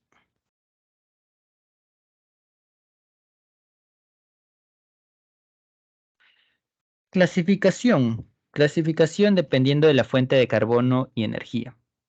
Esta clasificación, basándonos en la fuente de carbono, es como una clasificación de todos los seres vivos en general. ¿Cómo clasificamos a los seres vivos? Dependiendo de dónde obtengan alimento, de dónde obtengan el carbono, ya que requieren carbono para fabricar casi todo. Y es ahí donde aparece el concepto de autótrofas y heterótrofas. Trofo significa alimento, ¿cierto? Autótrofos, alimentarse a sí mismo. Es cuando un organismo se alimenta sin depender de otro. Es donde obtienen fuentes carbono, su fuente de carbono es el medio ambiente. No dependen de otro organismo, no dependen de otro ser vivo. Esos son los autótrofos, dependen de sí mismo y del medio ambiente, obviamente. Por ejemplo, las plantas. Las plantas realizan fotosíntesis. ¿Y cómo generan la glucosa? ¿Qué es lo que utilizan? Utilizan el dióxido de carbono. Es por eso que las plantas absorben dióxido de carbono. Y le pasa eso también con algunas bacterias, ya que hay algunas bacterias que realizan fotosíntesis. Ese es el caso de las cianobacterias, un tipo de bacterias que realizan fotosíntesis. En cuanto a lo que no ocurre ello, heterótrofas. Los heterótrofas, trofo, comida, hetero, diferente, son los que se alimentan dependiendo de otros seres vivos. ¿Cómo es lo que sucede con los animales? ¿Qué pasa con los animales?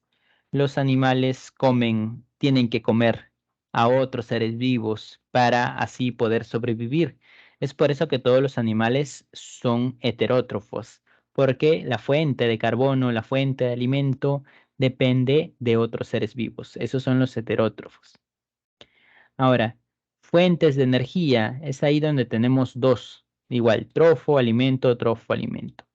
Cuando la fuente de energía, sabemos fuente de energía es el ATP, termina siendo un componente químico, hablamos de quimiótrofos. Quimiótrofos, hablamos de componentes químicos. Vamos a ponerlo acá. Componentes químicos. Y esos componentes químicos pueden ser de dos tipos. ¿Cuáles? Quimio-litótrofo. El término lito, ¿qué significa? Lito significa piedra, piedra significa inorgánico.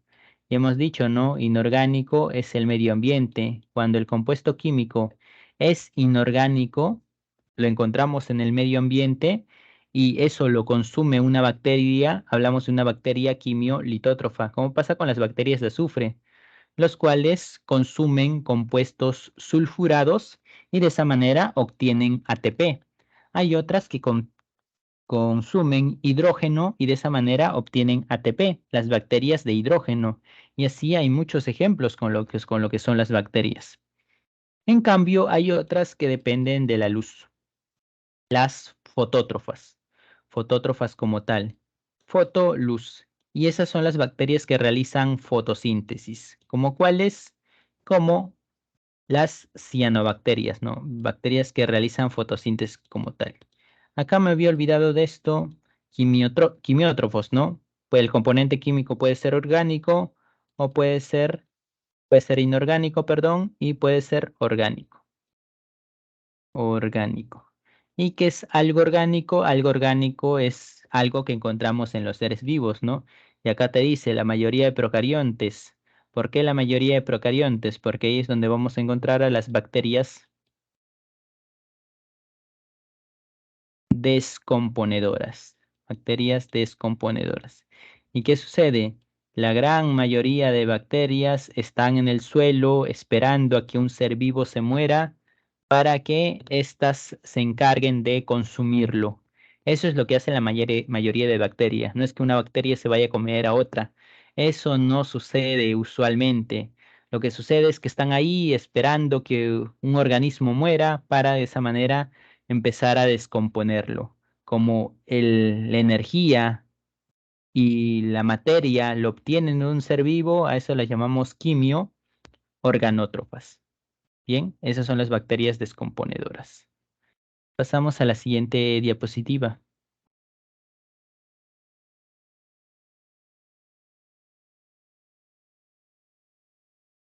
Reproducción de las bacterias. La reproducción de las bacterias obviamente es asexual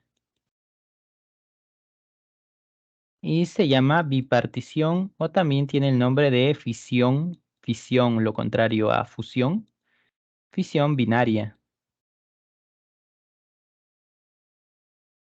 ¿En qué consiste? Acá tenemos a la célula bacteriana como tal. Célula bacteriana y esta, ¿qué tiene que hacer primero? Tiene que duplicar el ADN. ¿Cómo así? Bueno, tenemos a la célula que ha crecido y tiene una molécula de ADN, pero ahora no va a ser una célula, van a tener que ser dos, porque la célula se va a dividir en dos. Es así que cada célula va a tener una molécula de ADN. Por lo tanto, esa molécula de ADN inicialmente, no sé, es así, se va a dividir. La molécula de ADN también tiene que dividirse. O en este caso, más que división, se habla de duplicación, porque se duplica exactamente igual. Duplicación, conocido también como replicación. El ADN se duplica. Antes que una célula se divida, el ADN va a tener que duplicarse, siempre. Una vez se duplique, acá vamos a tener esto de acá, esto ganchito, es el mesosoma. Va a aparecer un segundo mesosoma, porque esto es una especie de gancho, lo cual surge de la membrana celular, que ayuda a qué cosa. Acá, como el ADN se ha replicado, el rojo salió del azul, son idénticos, solo están de distinto color para reconocerlos. Las moléculas de ADN acá tienen que dividirse, o sea, tienen que separarse, mejor dicho. Se separan, uno se va hacia un lado y otro se va al otro lado. ¿Gracias a quién? Gracias a los mesosomas. Los mesosomas separan las moléculas de ADN acá. Una vez los separan, una vez los arrastran, es ahí donde se va formando una división. ¿Una división a través de quién? A través de la membrana celular. Y de esa manera se conforman dos células bacterianas. Esto, lo del exterior es la pared celular, que finalmente va a rodear a cada uno para que de esa manera, a partir de una célula bacteriana, se conformen dos. Eso es la bipartición. Lo siguiente es la conjugación. Y acá nosotros hablamos de un tipo de transferencia de genes. ¿Quién es el actor principal acá? Es el plásmido, el plásmido móvil. ¿Qué es lo que sucede con el plásmido como tal? Tenemos al ADN estándar, ¿no? Al ADN principal de la célula bacteriana. y tenemos el plásmido. Estos intercambian muchos genes. Lo que pasa con las bacterias es que tienen la capacidad de cambiar, cambiar para adaptarse al entorno, como todo ser vivo. Y uno de los cambios que utilizaremos como ejemplo es la resistencia a antibióticos. Los antibióticos se inventaron hace muchas décadas para acabar con las bacterias y de esa manera estas no nos generen infecciones. En ese entonces la bacteria no tenía cómo protegerse del antibiótico y las matábamos con una pastilla de antibiótico, acabábamos con todas las bacterias, ¿no? ¿Qué es lo que sucede? Las bacterias tienen capacidad de respuesta y por ahí una de ellas fue capaz de desarrollar un mecanismo de resistencia a antibióticos. Ese mecanismo se plasma en los genes porque al final era el ADN, el plásmido es ADN, el plásmido es información. Supongamos entonces esta bacteria que logró adquirir la capacidad de resistencia a antibióticos. ¿Y esa información dónde está? Esa información está en el plásmido. Entonces, ¿qué hace esta bacteria que adquirió esa capacidad? Primero tiene que encontrar en contacto con la otra bacteria. Tiene que entrar en contacto con la otra bacteria. ¿A través de quién? A través del pili. Como hemos dicho, pili, pilus, entra en contacto. Es así que se forma un puente. La bacteria llamada acá donante tiene dicha información, tiene la información de resistencia a antibióticos, pero esta no la tiene.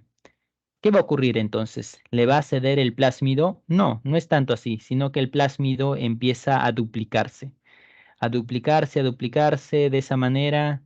¿Para qué? Para que el duplicado de este plásmido ahora se encuentre en la bacteria receptora. De tal manera que ahora ambas bacterias van a tener un plásmido que es idéntico. Es así que este plásmido tenía genes para la resistencia de antibióticos, lo cual se lo brindaba a esta bacteria y esta nueva bacteria, lo que es la bacteria receptora, ahora va a tener un nuevo plásmido, por lo tanto va a tener resistencia a antibióticos también. Y eso es lo que hacen las bacterias. A través de la reproducción su ADN no cambia para nada, es idéntico, en eso consiste la reproducción asexual. Pero a través de la conjugación es ahí donde empiezan a adquirir genes nuevos que pueden ser fundamentales para su supervivencia, como lo cuales son, como ejemplo, los genes de resistencia a antibióticos. Bien, en eso consiste la conjugación. ¿Ok? ¿Hasta ahí alguna pregunta o consulta? Todo bien, pues. Bien, espero que se haya entendido. Entonces pasamos a la siguiente diapositiva.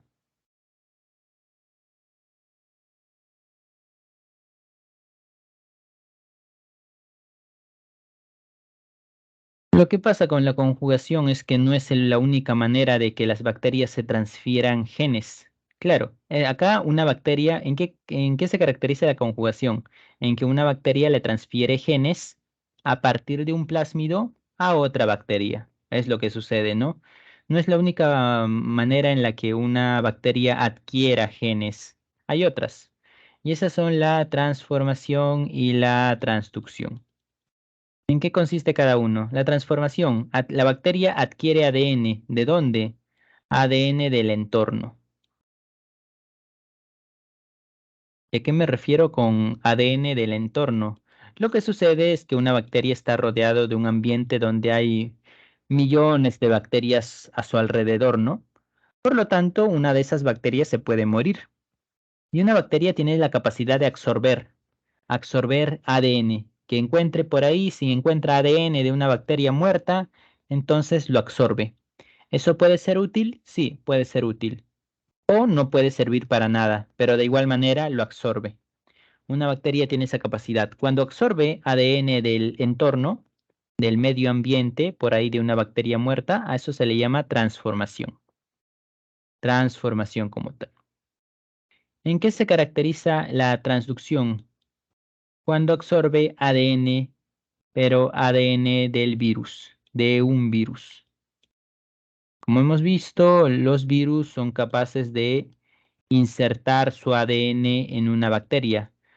Eso lleva a que a veces el virus destruya a la célula bacteriana, pero en otras simplemente la bacteria agrega el ADN del virus y ya está, sigue con su vida. Cuando una bacteria adquiere ADN del virus, de un virus, es que hablamos de transducción.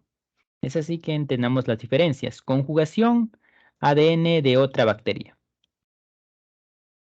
ADN de otra bacteria. ADN o genes, como quieran llamarlo, ¿no? Ya que los genes están dentro del ADN. ADN de otra bacteria. En lo que es transformación, ADN del entorno, ¿no? ¿Por qué? Bueno, una bacteria pudo haberse muerto por ahí y lo absorbe. Y transducción cuando absorbe ADN de un virus. Bien, pasamos a la siguiente diapositiva.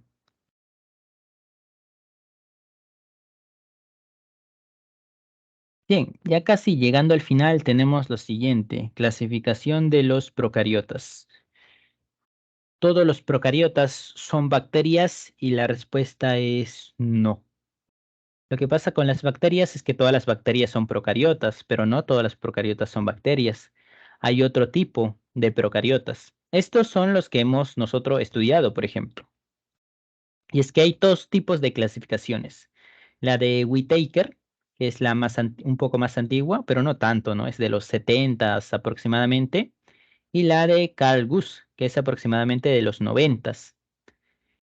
Whittaker te clasifica te habla de los clásicos 5 reinos, ¿no? Y te clasifica a los procariotas en dos tipos, en arqueobacterias y en eubacterias. Todo lo que nosotros hemos visto es la eubacterias, son las eubacterias, en las cuales tenemos, por ejemplo, gram positivas, gram negativas, sabemos la diferencia ya, espiroquetas, las cuales tienen forma de espiral, las verde purpúreas y las cianobacterias, las cuales se caracterizan por realizar fotosíntesis, como las plantas.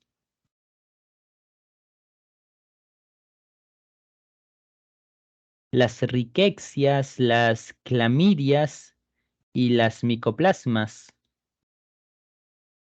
¿Por qué se caracterizan? Por ser parásitos.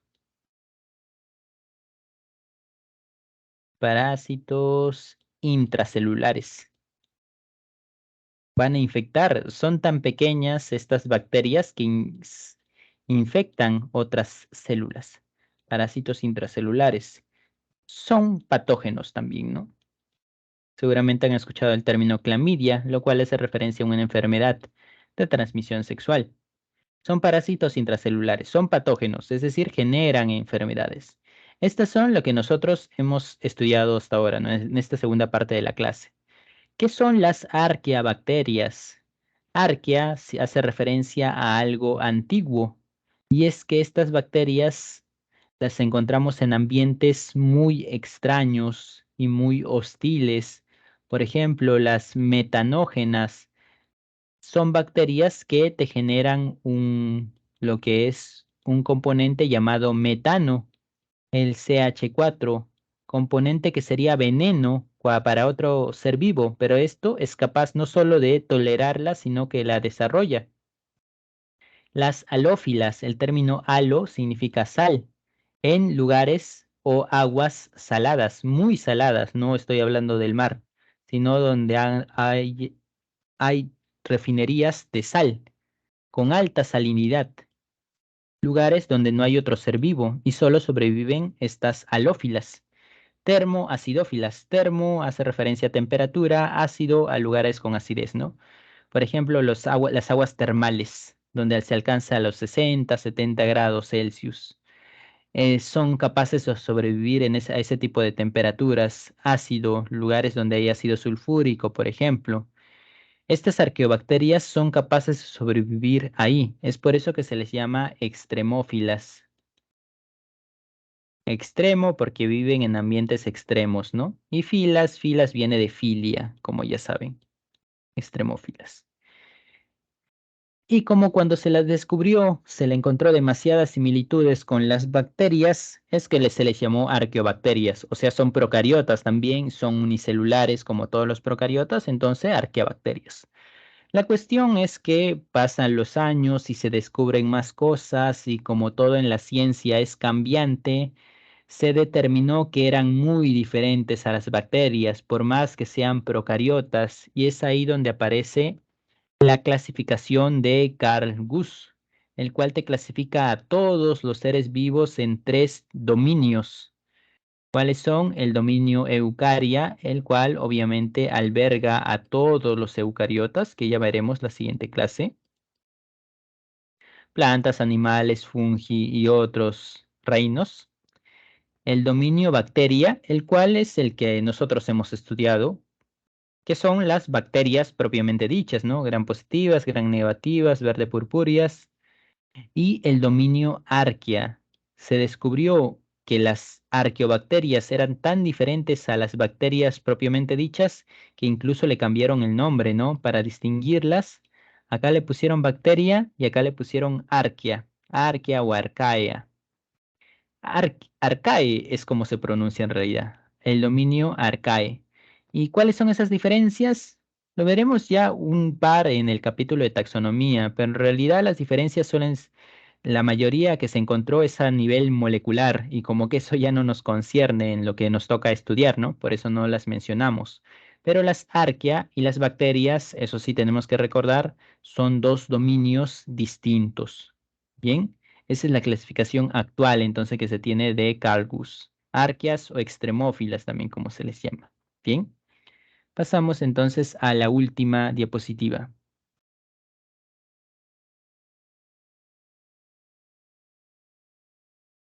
Importancia de las bacterias y bioremediación. Nosotros las bacterias lo asociamos con enfermedades, ¿no? O con cosas perjudiciales, pero no es así.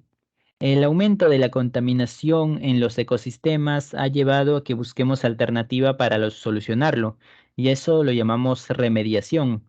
Ahora, esas alternativas suelen incluir seres vivos, y ahí es donde entra la bioremediación. Por ejemplo, vemos acá tres tipos: fitoremediación. Fito significa plantas, ¿no? Y es precisamente usar plantas para limpiar ambientes contaminados. ¿Eso es posible? Sí, algunas plantas son capaces de absorber los contaminantes del suelo. ¿Por qué? Porque lo utilizan. También algunos contaminantes de los ríos.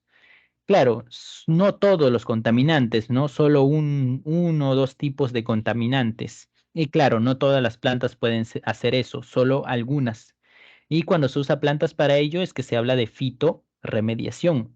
Con las bacterias pasa lo mismo. Algunas bacterias son capaces de degradar o absorber, en todo caso, contaminantes. Por ejemplo, se ha descubierto que hay bacterias que absorben el mercurio, que te absorben el plomo, por ejemplo, y eso es fundamental para descontaminar ríos que estuvieron en contacto con los relaves mineros. Cuando se usa bacterias para ese tipo de trabajos, se habla de remediación microbiana. Y por último, hay momentos en los que se puede usar incluso proteínas, es decir, enzimas. ¿Por qué? Porque como se ha mencionado, las enzimas son capaces de degradar cosas. Degradar cosas como qué? Degradar plástico, degradar petróleo. ¿Es posible? Y sí, se ha descubierto que es factible. El problema es que es altamente costoso, muy costoso. Es por eso que se busca maneras en aminorar los precios. A eso se le denomina degradación enzimática cuando se usa ese tipo de proteínas. Bien, esos son entonces los tipos de bioremediación que tenemos acá como ejemplo. Finalizando así con la clase del día de hoy. ¿Hasta acá hay alguna pregunta o consulta?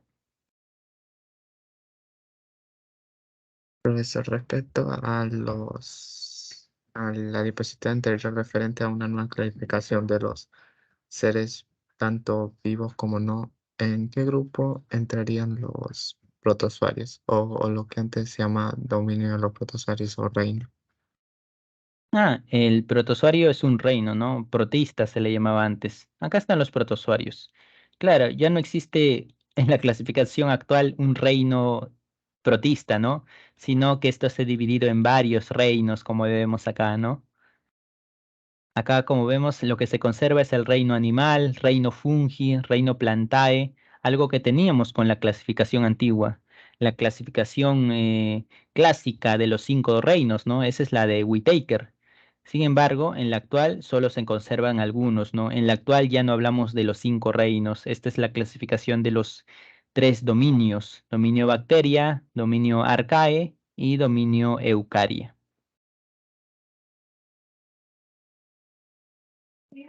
Pues.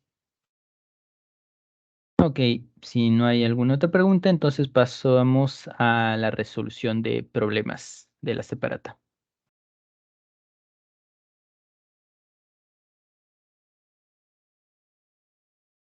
A ver, en la pregunta 1, ¿el genoma de una partícula viral puede ser ADN? Ambas nunca puede ser. O tiene ADN o ARN. Fuera de una célula, el virión no tiene ninguna actividad metabólica, eso es cierto. La nucleocápside está formada por ácido nucleico y capsómeros, es cierto, y existen virus que están rodeados por una bicapa lipídica, esto es la envoltura. La envoltura está rodeada por el mismo material de la membrana celular, es cierto. Entonces, en la 1 la respuesta es la A. Bien. En la 2, en una placa se tiene partículas virales de diversas formas. Luego se le agrega una enzima que degrada la cápside hasta capsómeros, pero que no degrada o atraviesa lípidos. Si tenemos virus desnudos, significa que la cápside va a ser degradada. ¿Hasta qué? Hasta capsómeros o ácidos nucleicos.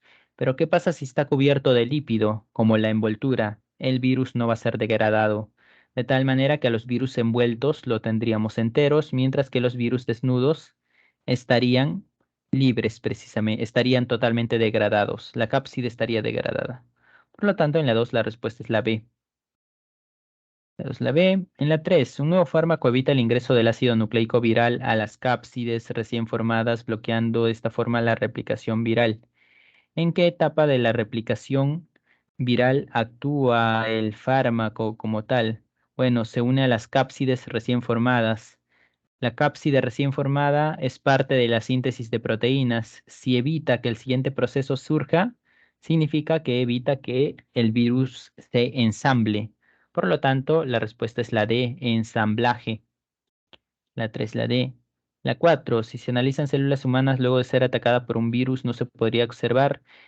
Respecto a la 4, hubo un aviso, me llegó un aviso que había un error de edición en esta pregunta, ¿no? No significa que no haya respuesta. Entiendo porque las alternativas hablan de cosas que van mucho más allá de la explicación.